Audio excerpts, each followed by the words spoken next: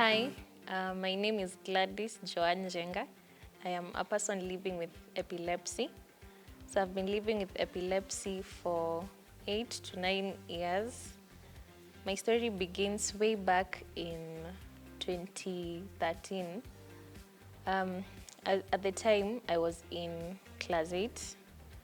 I was diagnosed in 2014, but the first episode I ever had was in 2013. At this time, I was in class 8. And I remember I was studying in a boarding school at Embu. And, you know, boarding school, we wake up early, you have to be up by 5. Embu, Ronyanjas is just very cold. And we used to store water outside and we used to shower in like a wide space and it's cold in the morning. So I remember this particular morning, I got up and it was a normal day. I woke up at around 5, going to shower, and I just remember the water was very cold, and I remember my body starting to like stiffen. My hands stiffened, and my legs stiffened as well, and I just remember falling down, and then I sort of like blacked out. And then from that, the only thing I remember is waking up on my bed with my friends surrounding me. And I'm wondering, why are my friends here? What's going on? And I also remember the last time I was up, I was showering. So how did I get to my bed? And my friends were now explaining to me what happened and how I had fallen down and my body was had stiffened and I was jerking. I didn't know that term at the moment, but my body was just shaking up, and they waited it out. They carried me to my bed, and we called our school. They took me to the school nurse. After I had dressed up, and I remember being there. The school nurse telling me that, hiyo ni kawaida, probably it's because of the cold. Runyenjes is just very cold, and she just gave me some hot water, and we went back to class. And at that time, I didn't think that was, I just went with the story because I didn't think much of it. I just assumed I had fainted from the cold, and, boarding school, the food isn't that nice, maybe from hunger as well. So that was my first ever episode when I was in class 8. And I didn't have another one until I was in Form 1. So I was fine all the way from 2014 till 2015. So I finished class 8, I passed, very proud of myself for that, and I got into high school. This was the second episode I had was in Form 1 now. After I finished school, I was at home, everything was fine. And this second time, I remember we went to a school camp. And during this school camp, it was very, how school camps are, just, the food isn't very nice one. There's a lot of strenuous activities we were doing, and they were kind of trying to toughen us up. And we used to wake up at 4 a.m., we go jogging, they'd make us cook our own food. It was just very strenuous. I remember just being so tired, so hungry, so cold all the time. So this time around, I was with my friend, and we were hanging out outside. It was during evening hours, and it happened the same thing that happened the first episode. My body started to stiffen, and this one I felt more aware. Like I was aware of what was going on. I remember my hands feeling very strange and just tightening up, and my heart was racing, and I'm sweaty. And I remember calling out to my friend and telling her, hey, Bukuja, I don't feel fine. And then I blacked out again, and I woke up. It just felt very... it's like deja vu. It's like a repetition of what happened in the first one. Waking up on a bed again with people surrounding me, asking me how I feel. Joan, are you okay? How are you feeling? And I was just like, this has happened before. this feels, I remembered that feeling that I got in class 8, and I was like, this is not normal at all. This is just not normal. So after that, I went back home and I told my parents. I had not told them about the first one I got when I was in class 8, because I really didn't think much about it. But about this one in 2014, I was like, no, this is weird. It cannot have happened twice. So I remember telling them how I felt and just how everything had turned out, the events. And this time is when we went to the hospital now, and they took me to hospital, and this is where we did an EEG. But first we had done a couple of tests to rule other things out, and then we did an EEG, and that is where I got diagnosed with juvenile myoclonic epilepsy. So that is the beginning of my story, how I got diagnosed. About my school life, after that, things weren't exactly normal.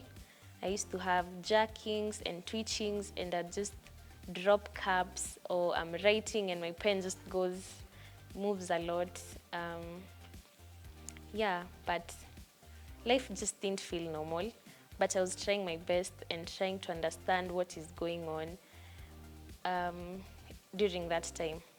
I forgot to mention, I also have a family member who has the same condition.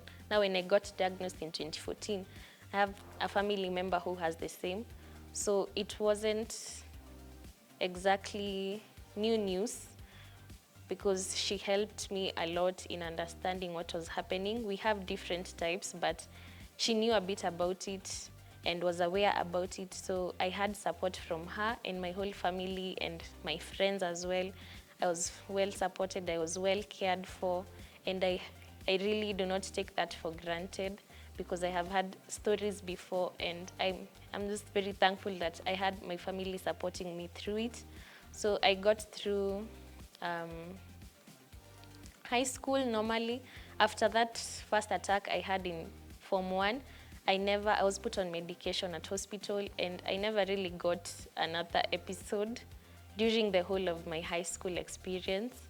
And the next one I got was in campus, but by then I had learned more about epilepsy, and I was more aware. I did research, and that pushed me, being with the condition pushed me to want to get to know more about medicine. And I got into medicine school in campus. I'm very proud of myself for that as well. I got into medicine school. So I finished high school, I passed, got into medicine school. Campus was nice. Life was nice.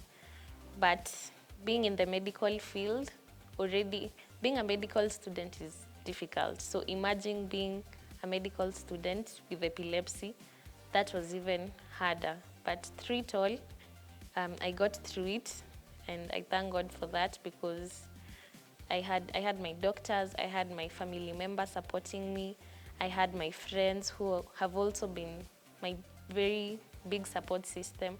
I had a good support system, and I can say that is what helped me get through most things. I was in denial for a while, but all through high school, I was in denial.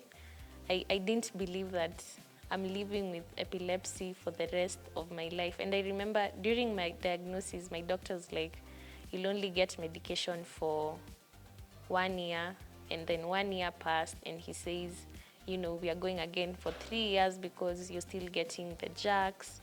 And 3 years went by, and I'm still having the jerks, sort of controlled, but they're still there. So I feel like I had been in denial for a really long time. And I remember going to these school events where the preachers come and say, kama you have faith, believe that umeponywa and you're healed. And I remember intentionally skipping medication, saying, God ameni heal. God is there. Why am I taking medication then? that didn't work. But I feel like during my campus years is where I got to fully accept myself, and I got to fully accept that, you know, you just have to take your medication. And I came to terms with it, and my family supported me, and I was taking my medications now positively. And, you know, faith without action is dead. So I did do all the things that were necessary to do, avoiding my triggers, taking my medication on time, just trying to reduce any stress factors, because stress is one of my big triggers. And yeah, right now I am currently done with medical school. I got my results a month ago, and I had passed, and I thank God for that, because getting through that was not easy, especially second year. But for the fact that I have been able to get through all that, and right now I am here. I am awaiting my graduation. I am so proud of myself for that. Now I'm just waiting for my internship. Currently, I am just in the school of life, trying to figure life out. But so far, so good. I'm trying different businesses, and I just feel like I'm in a really good space right now. I also joined an epilepsy group recently. I only recently got introduced to a group where I found people who are like me. I didn't know. During my entire 8 years of living with epilepsy, I only knew me and that one family member who had epilepsy. I didn't know of anyone else that had epilepsy till last year, and when I got introduced to the group. And right now I feel it's nice that I have been exposed to that area. I know people, and I am aware of other people living with the same condition. And I also just want to tell my story and create more awareness and let people out there living with epilepsy know that dream big, because I cannot believe that I am seated here right now waiting for my graduation from medicine, School of Medicine. And that is a big deal, because I feel people limit themselves. And I just say dream big and be more aware of yourself, and just do not limit yourself, because even while living with epilepsy, there's still so much that you can do.